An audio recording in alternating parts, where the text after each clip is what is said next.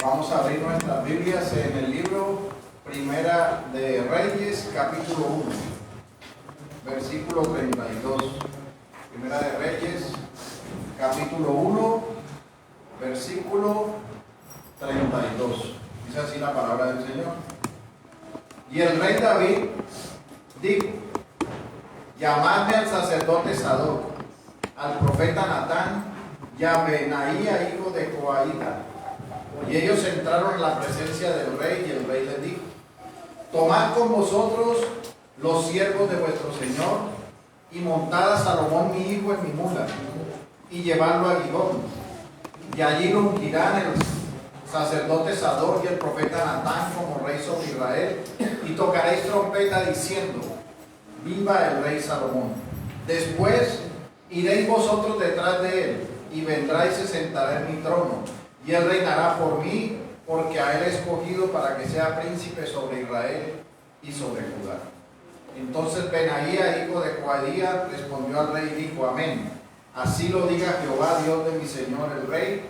De la manera que Jehová ha estado con mi señor el rey, así esté con Salomón, y haga mayor su trono que el trono de mi señor el rey David. Señor, añada bendición a su palabra. Oremos, hermano. Señor, gracias te damos, bendito Padre Celestial, por la bondad y la misericordia que nos das al permitirnos sentarnos, Señor, a escuchar tu santa palabra. Sabemos, Señor, que en tu misericordia está el que nosotros, Señor, podamos comprender y ver, Señor, los tesoros y la verdad que en ellas se encuentran, que nos guían en el camino que nosotros seguimos, un camino en el cual, a pesar de dificultades y luchas, sabemos que brilla tu palabra, que nos fortalece, que nos anima y nos exhorta. Y en este día, Señor, te agradecemos y te pedimos que seas tú guiándonos en el estudio de tu palabra, que tu Espíritu Santo, Señor, nos ilumine y nos ayude, Señor. Padre, que en medio de la debilidad nuestra, tu nombre sea glorificado. Gracias porque esta es tu bendita palabra, Señor, y damos gloria a tu nombre, porque ella es verdad y en ella estamos seguros. Gracias te damos, Señor, en el nombre de Jesús. Amén. Bueno, mis hermanos, hoy continuamos con nuestra serie de sermones acerca del libro de Primera de Reyes. En el último que estuvimos viendo, hablamos acerca de la redención de David y el juramento a Betsabé, conforme a lo que el Señor le había instituido. Y en esta mañana, continuando, conforme a lo que el Señor nos permite en su santa palabra, vemos la orden de David, una orden que determina el cumplimiento de la promesa del Señor a través del juramento que él hizo a Betsabé, y en este momento está actuando en su responsabilidad, dando esta orden para que sea Salomón colocado sobre el trono de David. Y esto, mis hermanos, me hizo recordar algo. Muchas veces los hombres hacen promesas. Cierto día se escuchaba la noticia de una persona que está en medio del gobierno, que trabaja en medio del gobierno, pero lo que resaltaban era su habilidad humana de prometer de acuerdo al gobierno de turno. ¿Qué significa esto? Que es una persona que, de acuerdo al mandatario que tenía, le prometía que iba a estar con él, pero cuando esta persona abandonaba el poder, se lo prometía al que volvía a tener poder, y así le seguía prometiendo a los que tuvieran el poder. Vemos que sus promesas solo iban unidas al orgullo y beneficio mutuo, pero no a una veracidad o a una certeza o a una unión incondicional a la primera promesa que había hecho. Así son las promesas de los hombres. Las promesas de los hombres solo buscan que se cumplan los compromisos que a ellos mismos los benefician. Estas son las promesas que están ajustadas al mundo. Promesas que buscan que los hombres tengan lo que ellos anhelan. puede ser para ganar un contrato. Hacen los hombres promesas de compraventa para comprar bienes, hacen promesas y compromisos en obligaciones, en arrendamientos, en muchas formas, pero son compromisos que no van más allá de lo que dice el documento, y son compromisos que están unidos a la mutabilidad de los hombres. No son compromisos que son certeros, no son contratos que durarán por la eternidad o que se mantendrán por siempre. Todas las cosas de los hombres, todas sus promesas y todas sus palabras son cambiantes. Aún las mismas leyes que son instituidas para gobernar a los hombres, las mismas constituciones de los pueblos, son sujetos de cambios y de adiciones para que los hombres se ajusten a su mutabilidad.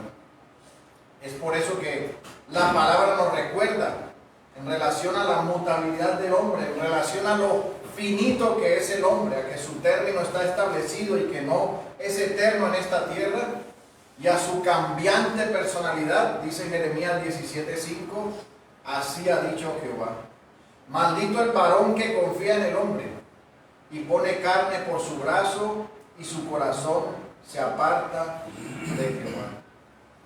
Pero para la gloria de nuestro Dios, no es así con él.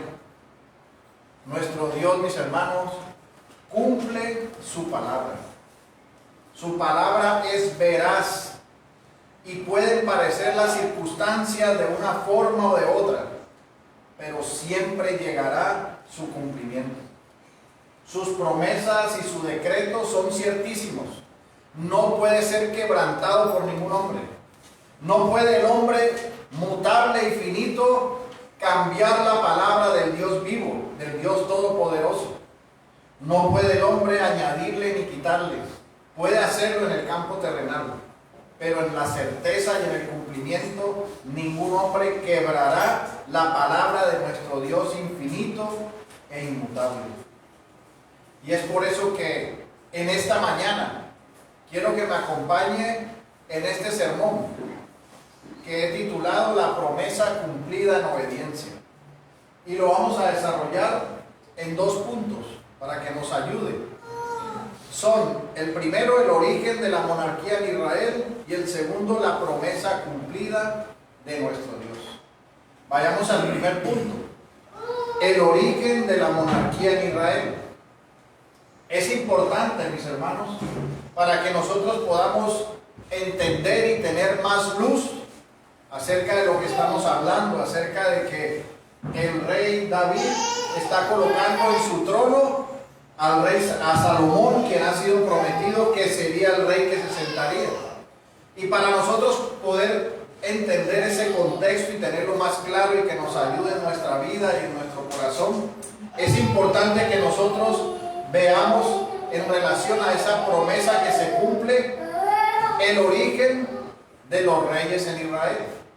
Es decir, que nosotros vayamos un poco más atrás, porque nosotros debemos aquí mirar si el anhelo de los reyes o en la constitución de la monarquía en Israel hacía referencia a una voluntad del hombre, a un deseo del hombre, o si hacía referencia a la voluntad de nuestro Dios. Es importante ver si era un anhelo en el corazón del pueblo o si ya la Escritura mencionaba que Israel podía tener un rey. Y cuando nosotros miramos la historia de redención en la Escritura, nosotros encontramos un texto en Deuteronomio 17, Deuteronomio capítulo 17, versículo 4. Dice así: cuando hayas entrado en la tierra que Jehová tu Dios te da, y tomes posesión de ella, y la habites, y digas: pondré un rey sobre mí como todas las naciones que están en mis alrededores, ciertamente pondrás por rey sobre ti al que Jehová tu Dios escogiere de entre tus hermanos, pondrá rey sobre ti. No podrás poner sobre ti a hombre extranjero que no sea tu hermano. Esta palabra la dio nuestro Dios mucho antes del nacimiento de David. Es más, la dio antes de que el pueblo llegara a la tierra prometida. La dio cuando estaban aún en el desierto. No habían cruzado el Jordán y no habían llegado a la tierra prometida. Y aquí se menciona un requisito que es muy importante acerca del rey de Israel. Dice que fuera escogido por Dios. Y aquí nosotros podemos preguntarnos, ¿hubo otros reyes en Israel antes de David? Antes de que Salomón fuera a ocupar el trono. La palabra menciona que sí los hubo. Hubo 2 reyes antes de David. Pero podríamos nosotros decir que eran reyes no conforme a lo que el Señor estaba determinando, sino conforme a la acción del corazón del hombre. Y esos reyes fueron Abimelech y Saúl. Nosotros leemos en Jueces 9:16. Dice así la palabra: ahora pues, si con verdad y con integridad habéis procedido en hacer rey a Abimelech, y si habéis actuado bien con Jeroboam y con su casa, y si le habéis pagado conforme a la obra de sus manos. Este Abimelech, que fue un juez que se autoproclamó rey, que los escritores o los teólogos dicen que más que un rey era un tirano, porque él, para poder posesionarse en ese cargo, mató a 70 de sus hermanos, es decir, que mató a casi aparentemente a toda su familia. Y es por eso que este Abimelech, que se autoproclamó rey, tuvo un fin conforme a su corazón. No había sido escogido por Dios. Quería gobernar a todo el pueblo, pero no había sido escogido por Dios.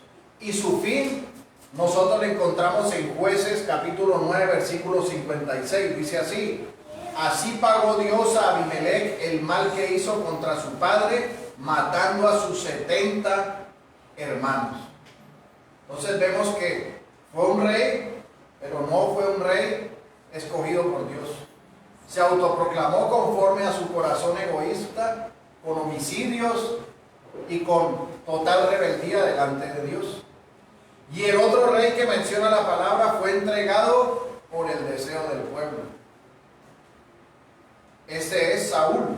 Dice la palabra en Primera de Samuel, capítulo 8, versículo 6. Pero no agradó a Samuel esta palabra que dijeron: danos un rey que nos juzgue. Y Samuel oró a Jehová, y dijo Jehová a Samuel: oye la voz del pueblo en todo lo que te digan, porque no te han desechado a ti, sino a mí me han desechado, para que no reines sobre ellos. Conforme a todas las obras que han hecho desde el día que los saqué de Egipto hasta hoy, dejándome a mí, sirviendo a dioses ajenos, así hacen también contigo. Ahora pues oye su voz, mas protesta solemnemente contra ellos y muéstrales cómo les tratará el rey que reinará sobre ellos. Y a pesar de que Samuel les muestra, ellos insisten en tener un rey como las otras naciones. Pero no era un rey que era escogido por Dios, aunque Dios colocó a Saúl conforme le ordenó a Samuel. Fue un rey colocado para dejarlos a ellos en el juicio que debían recibir de parte de Dios. Porque el anhelo de ellos no era tener un rey para servir al Dios vivo, sino tener un rey para parecerse a las otras naciones, para vivir en idolatría, para vivir apartados de Dios, y que ese rey los juzgara conforme a sus obras, que no tuvieran a Dios en sus vidas. Y en ese sentido vemos nosotros que sí existieron estos 2 reyes.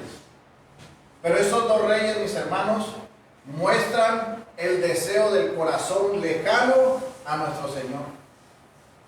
En uno que se autoproclama, y en otro que nuestro Dios permite para que viniera el juicio de la desobediencia. Así que nosotros vemos que conforme el Señor lo anunció desde Deuteronomio, estos 2 reyes no cumplían esos requisitos.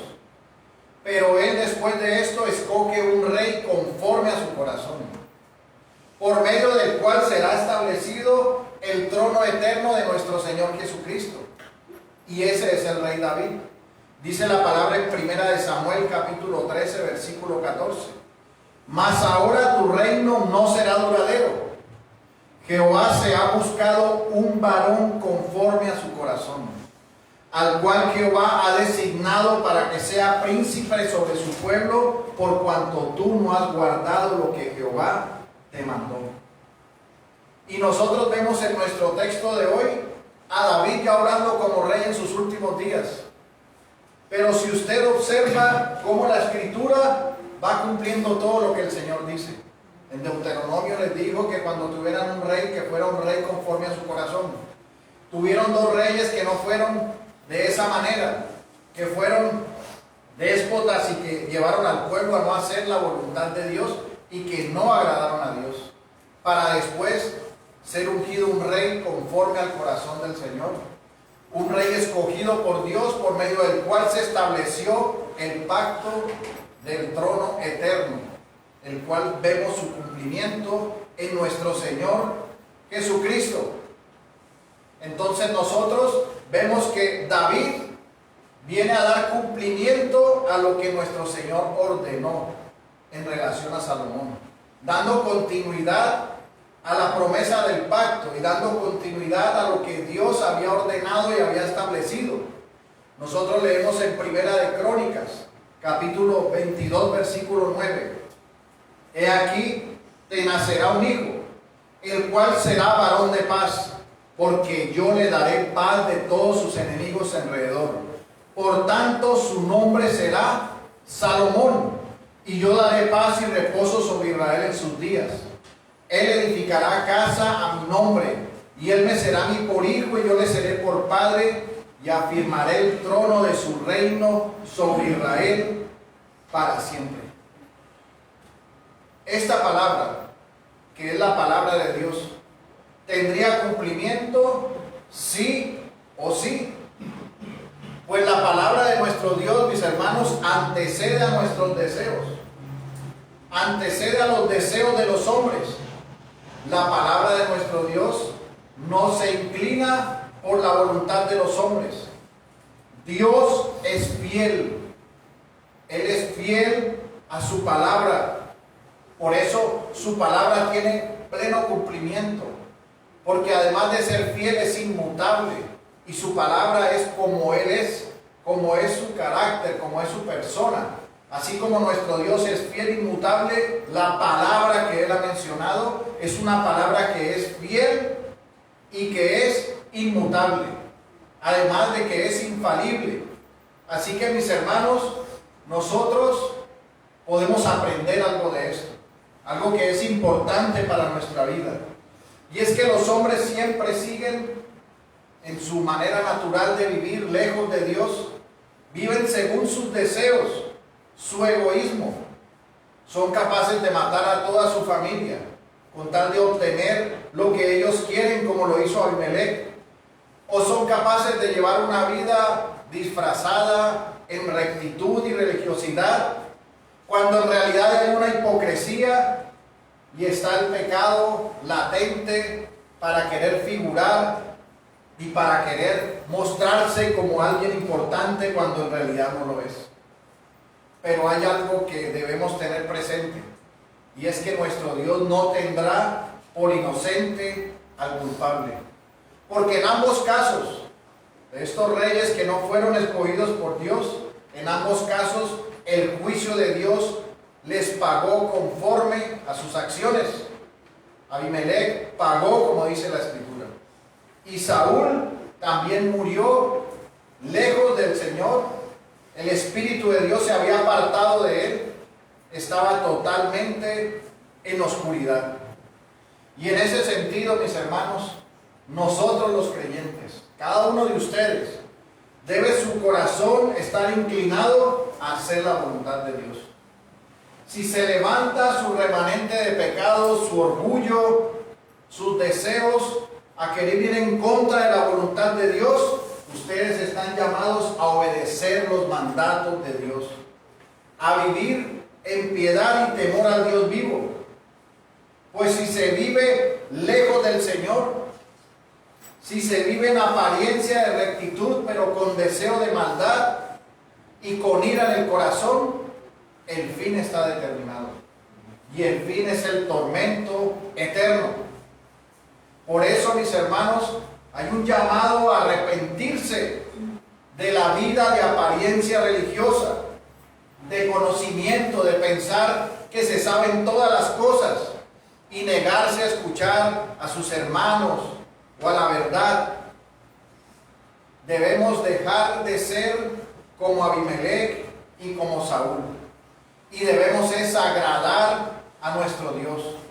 Hemos sido regenerados, hemos sido transformados en Cristo y somos testimonio de vida en Cristo. Recordemos que el origen de la monarquía apuntaba al Rey soberano, al Rey de reyes y Señor de señores, a nuestro Señor Jesucristo. Y nuestra vida debe estar lejos de ofender su nombre, pues si le servimos a Él, vivimos para Él y sabemos que su palabra es verdad.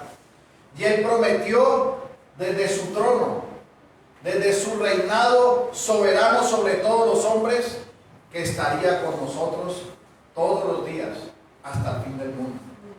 Es la promesa del Rey. Es la promesa infalible, inmutable y de fidelidad. Y no solo prometió que estaría con nosotros todos los días hasta el fin del mundo, como dice Mateo 28:20, enseñándoles que guarden todas las cosas que os he mandado. Y aquí yo estoy con vosotros todos los días hasta el fin del mundo. Sino que este Rey soberano también intercede por nosotros. Es nuestro abogado. Dice la palabra en Hebreos que Él es el abogado de nosotros. Él intercede por nosotros. Él media por nosotros. Es nuestro mediador. Y también dice Juan, primera de Juan 2:1, hijitos míos, estas cosas os escribo para que no pequéis. Y si alguno hubiere pecado, abogado tenemos para con el Padre, a Jesucristo el justo, nuestro mediador. Dice primera de Timoteo 2:5, porque hay un solo Dios y un solo mediador entre Dios y los hombres, Jesucristo hombre. Además que nuestro Rey es también en quien hemos sido santificados, justificados y redimidos. Dice la palabra en primera de Corintios 1:30, mas por Él estáis vosotros en Cristo Jesús, el cual nos ha sido hecho por Dios sabiduría, justificación, santificación y redención, para que, como está escrito, el que se gloría, gloríese en el Señor. Así que, mis hermanos, si tú ves el sentido del inicio de esa monarquía, el sentido y ver el cumplimiento de la palabra de nuestro Dios, era el cumplimiento del Rey eterno, de nuestro Señor Jesucristo.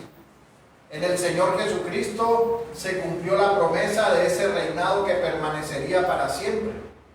Un reinado que lo hace nuestro Dios, nuestro Señor Jesucristo, quien reina y gobierna sobre todas las cosas. Y en ese Rey soberano, nosotros por su misericordia hemos recibido el beneficio de la gracia. Hemos recibido la santificación, la redención, la justificación, el que Él está todos los días a nuestro lado, que no nos abandona, que no nos deja, que como su palabra fiel se cumplió, así se cumplirá todo lo que ha sido dicho de Él. Mis hermanos, en Él estamos seguros. Él es nuestro Rey y Él gobierna sobre todas las cosas. Así que no dudemos, no nos amedrentemos, no nos asustemos, no temamos. Nuestro Dios reina, Cristo reina, mis hermanos. Amén, amén. Esto nos lleva al segundo punto, el cumplimiento del mandato del Señor. La actuación de David. Nosotros vemos que David actuó, a pesar de que ya, como habíamos visto al principio del capítulo 1, él estaba enfermo, estaba anciano. Recuerde que tenía una concubina que le ayudaba en todas las cosas, pero a pesar de eso él actuó conforme el Señor le ordenó. Cuando es puesto en conocimiento de él la rebeldía de Adonías y el peligro que tenía el trono, él recuerda la palabra de Dios y se para firme en esa palabra para ordenar que se ungiera a Salomón como rey. Y eso nos deja ver a nosotros la maravilla del decreto de Dios, el cumplimiento de sus planes, que nosotros lo vemos a través de su providencia. Nosotros sabemos que Él dispone todo para nuestras vidas. Nuestro Dios le había prometido y Él actuó conforme en fidelidad a obedecer lo que Dios le había determinado. Recuerde cuando leímos 2 de Crónicas 9, el Señor le dijo hasta el nombre que debía llevar el hijo, el cual heredaría el trono, que era Salomón. Y Él lo que hizo fue actuar en ese sentido, como sucesor del rey, por el pacto que Dios había hecho con David, la promesa del reino eterno, como leemos en 2 de Samuel 7:16. Y será afirmada tu casa y tu reino para siempre delante de tu rostro, y tu trono será estable eternamente. Este pacto con David, que fue el último gran pacto del Antiguo Testamento, es el fundamento de que Salomón sería el rey, de que Salomón edificaría la casa del Señor. Y este pacto señala a quién, mis hermanos, a Cristo, a nuestro Señor Jesucristo, el Rey eterno. Y era necesario que conforme el Señor divide, hubo muchos reyes, como el Rey eterno anunciado, como leemos nosotros en Lucas capítulo 1 versículo 31, dice así la palabra: y ahora concebirás en tu vientre y darás a luz un hijo, y llamarás su nombre Jesús. Este será grande y será llamado Hijo del Altísimo, y el Señor Dios le dará el trono de David su padre, y reinará sobre la casa de Jacob para siempre, y su reino no tendrá fin. ¿Recuerda? 2 de Samuel 7:16, y será afirmada tu casa y tu reino para siempre delante de tu rostro, y tu trono será estable eternamente. ¿Y qué dice Lucas? Y reinará sobre la casa de Jacob para siempre, y su reino no tendrá fin. Nuestro Señor Jesucristo, el cumplimiento del pacto de David. Y David sabía que esa obediencia, que aunque él no vería el nacimiento y la encarnación de nuestro Señor Jesucristo, él entendía del que redimió su alma, de que vendría ese Rey eterno, y que en ese sentido debía ser obediente a la palabra de Dios, y que la promesa que conocía ciertísima era que su hijo, al que llamó Salomón, reinaría después de él, y por eso él ordena que Salomón sea ungido rey. Y es ahí donde vemos la importancia, mis hermanos, de conocer la historia de redención, conforme lo señalan las Escrituras. Sabemos que David ordenó a Salomón para que fuera ungido rey, en la esperanza de la promesa eterna, ¿de quién? De nuestro Dios, y de la promesa real de que su hijo Salomón sería el rey. Y es por esa razón que envía a los sacerdotes para que lo suban en su mula y lo lleven a Gizón. Y esto nos enseña, mis hermanos, que él estaba exaltando a su hijo para mostrarlo como el rey al pueblo. Pues en ese tiempo nadie podía montar la mula del rey, únicamente el rey. Y él hace que su hijo sea colocado sobre esa mula. Él va siendo transportado y lo llevan a Gihón. Y es interesante, mis hermanos, que nosotros debemos observar lo que el Señor dijo.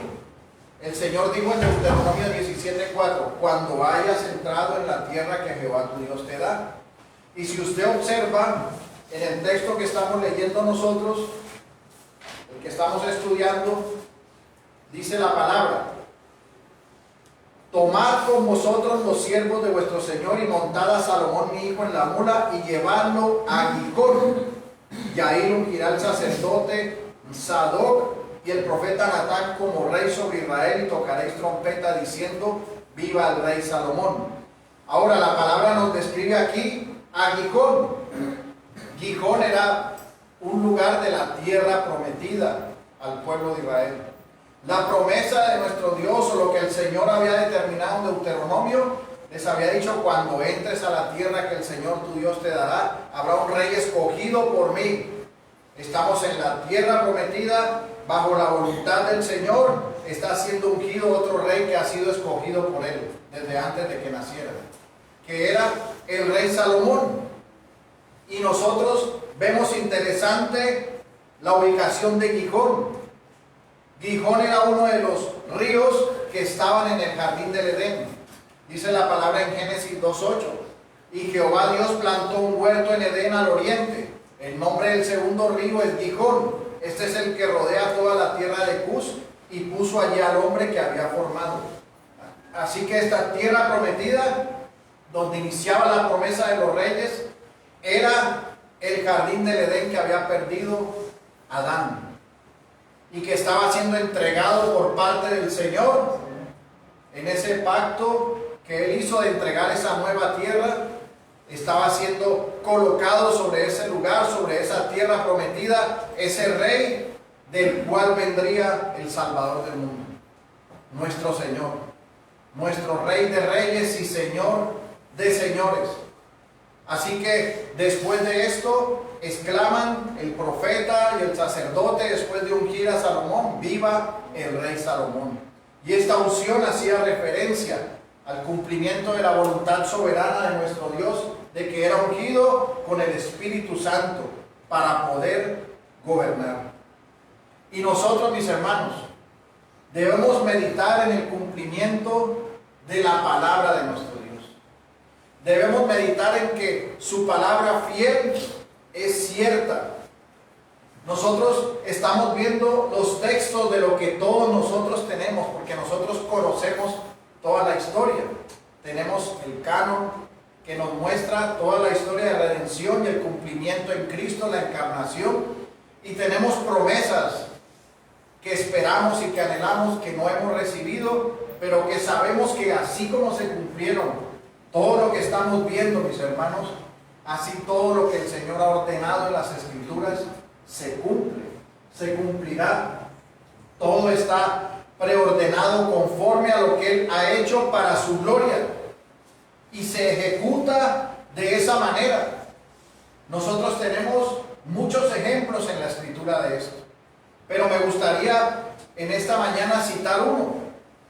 Cuando el rey Ezequías se enfermó, dice la palabra en 2 de Samuel, capítulo 20, versículo 1: en aquellos días Ezequías cayó enfermo de muerte, y vino a él el profeta Isaías, hijo de Amós, y le dijo: Jehová dice así: ordena tu casa, porque morirás y no vivirás.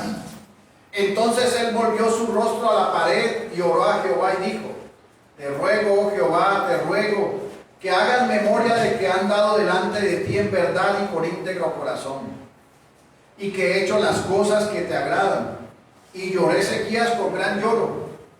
Y antes que Isaías saliese hasta la mitad del patio, vino palabra de Jehová a Isaías diciendo: vuelve y di a Ezequías, príncipe de mi pueblo: así dice Jehová, el Dios de tu padre: yo he oído tu oración y he visto tus lágrimas. He aquí que yo te sano. Al tercer día subirás a la casa de Jehová, y añadiré tus días 15 años. Te libraré a ti y a esta ciudad de la mano del rey de Asiria, y ampararé esta ciudad por amor a mí mismo, por amor a David mi siervo. Y dijo Isaías: tomad masa de higos, y tomándola la pusieron sobre la llaga y sanó. Y aquí usted puede preguntarse, mi hermano: ¿cambió acaso el decreto de Dios? Pues él iba a morir. Ya Dios le había dicho que arreglara su casa, que se iba a morir. Y él viene y hace una oración. Y por esa oración que es contestada, hay un cambio en lo que Dios le había dicho. Y en ese cambio de lo que Dios le había dicho, en esa oración, se le dan 15 años más de vida. Y nosotros ahí podemos preguntarnos: entonces, ¿acaso la oración cambia el decreto de Dios? ¿Cambia lo que Dios ha determinado? ¿Es el hombre mutable capaz de hacer una oración y hacer que Dios se incline a algo contrario a lo que Él había determinado? Por supuesto que no, mis hermanos. Su palabra permanece fiel. La vida de Ezequías se extendió 15 años para que se cumpliera el propósito de lo que el Señor había determinado, de que a través de David vendría el Rey de Reyes y Señor de Señores. Y nosotros vemos que en ese tiempo, en ese periodo de 15 años de vida de Ezequías, le nació un hijo que se llamaba Manasés. Esto lo sabemos por la Escritura. Dice la palabra en 2 de Samuel, capítulo 21:1. De 12 años era Manasés cuando comenzó a reinar, y reinó en Jerusalén 55 años. El nombre de su madre fue Epsiba. Tenía 12 años cuando murió su padre. Quiere decir que nació en el tiempo de los 15 años que se le extendió la vida a Ezequías. Y en ese tiempo, este Manasés que fue rey, de este Manasés viene nuestro Señor Jesucristo. Dice Mateo, cuando habla de la genealogía de Cristo, Mateo 1, versículo 10, Ezequías, padre de Manasés, Manasés, padre de Amón, Amón, padre de Josías. Y finaliza en Cristo nuestro Señor. Así que este acontecimiento no era que nuestro Dios fuera mutable y cambiara su decreto al capricho de los hombres. Era que ya estaba determinado lo que el Señor iba a hacer.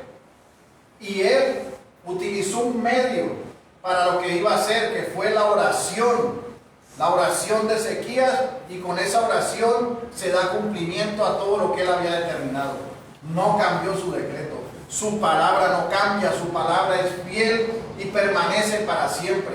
Él usa los medios para los fines, y la oración fue el medio para cumplir ese propósito.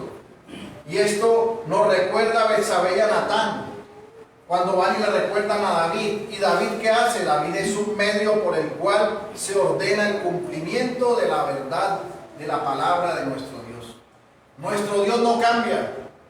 Lo que ha determinado para nosotros y lo que sabemos nosotros que ha determinado se cumplirá ciertísimamente, mis hermanos. ¿Y qué te ha prometido Dios? Que el que cree en el Hijo tendrá vida eterna. Es decir, mi hermano, que tú tienes vida eterna, que tú tienes una esperanza bienaventurada en Cristo. La palabra de nuestro Dios es una realidad en nuestras vidas, como lo recuerda Daniel en su oración, en Daniel capítulo 9, versículo 4. Esta fue la oración y confesión que le hice: Señor Dios grande y terrible, que cumples tu pacto de fidelidad con los que te aman y obedecen tus mandamientos. Nuestro Señor cumple fielmente sus pactos y cumple fielmente sus promesas. Pero en medio de ello, los hombres son responsables de la ejecución de su voluntad. No escapan, aunque esté determinado por nuestro Dios. Y tenemos el ejemplo de Judas. Nosotros leemos en Lucas 23: mas he aquí, la mano del que me entrega está conmigo en la mesa. A la verdad, el Hijo del Hombre va según lo que está determinado, pero hay de aquel hombre por quien es entregado. Estaba determinado que nuestro Señor sería entregado, que moriría en la cruz, pero eso no le quitó la responsabilidad a Judas. No quedó impune. Judas se ahorcó, conocido como el hijo de perdición. Y esto nos señala a nosotros que así como David dio una orden en cumplimiento de la voluntad de nuestro Dios para que llegara esto a una realidad, nosotros, mis hermanos, debemos también obrar conforme a la voluntad de nuestro Dios. Somos también responsables de la obediencia, de vivir en santidad, de vivir en contentamiento, de vivir en piedad, de ser agradecidos porque tenemos techo de abrigo, de que no haya insatisfacción en nuestra vida. Somos muy dados a no querer lo que el Señor nos da, queremos lo que no tenemos. Si tengo lentejas, quiero frijoles. Si tengo carne, quiero pollo. Si quiero pollo, quiero pescado. Si tengo la casa en este barrio, la quiero en este otro. Si tengo esto para movilizarme, quiero esta otra cosa. Si tengo este trabajo, quiero estar pensionado. Si estoy pensionado, quiero trabajar. No nos contentamos ni nos conformamos con lo que el Señor nos ha dado y ha determinado para nosotros. Cuando debemos es estar contentos de que vivimos bajo su soberano gobierno, porque Él reina. Que estamos viviendo bajo su voluntad, que está con nosotros, que nos ha justificado, redimido, santificado, que intercede por nosotros. Amada iglesia, tenemos que obedecer a nuestro Dios. Sabemos que nos enfrentamos al pecado de otros en el trabajo, que nos enfrentamos al pecado de otros hermanos en la iglesia, pero que nosotros estamos llamados a revestirnos de santidad, a vivir en el gozo del Señor, a que nosotros nos humillemos y sirvamos, que consideremos a los demás como superiores a nosotros mismos. Debemos vivir conforme al llamado que hemos recibido de nuestro Dios, conforme a su verdad y con la esperanza, mis hermanos, que la misma palabra nos está mostrando, de que su decreto y su determinación no han cambiado. Y si tú eres hijo, serás hijo por la eternidad. Tu salvación está en las manos del Señor y nadie la puede arrebatar de ahí. La muerte te lleva más rápido a la presencia de Dios. Así que ni aún la muerte, ni la enfermedad, ni la tribulación, nada nos puede separar del amor de Dios. Nada nos puede separar del cumplimiento ciertísimo de la palabra de nuestro Dios. Pero si en esta mañana tú estás aquí sentado, comprendes la palabra de Dios, comprendes lo que es el juicio, lo que es vivir para Cristo, pero te niegas a amar al Señor, a vivir conforme a su voluntad, hoy es un día de salvación. Debes arrepentirte de vivir en contra de Dios. Debes arrepentirte de tu pecado y venir a Cristo en fe, en arrepentimiento, y ser un creyente con firmeza y verdad, viviendo para la gloria de Dios, dejando la vieja manera de vivir y amando al Señor para siempre. Y tú, mi hermano, no olvides que la palabra del Señor es ciertísima, y vivamos en el gozo de nuestra salvación, para que un día escuchemos la voz de nuestro Señor diciendo: siervo bueno y fiel, entra en el gozo de tu Señor. El Señor nos ayude, mis hermanos. Vamos a orar. Señor Dios, te agradecemos, bendito Salvador, porque tu palabra es verdad. En ella somos santificados, pero en ella somos animados, Señor. Sabemos que todo lo que tú has determinado se cumplirá.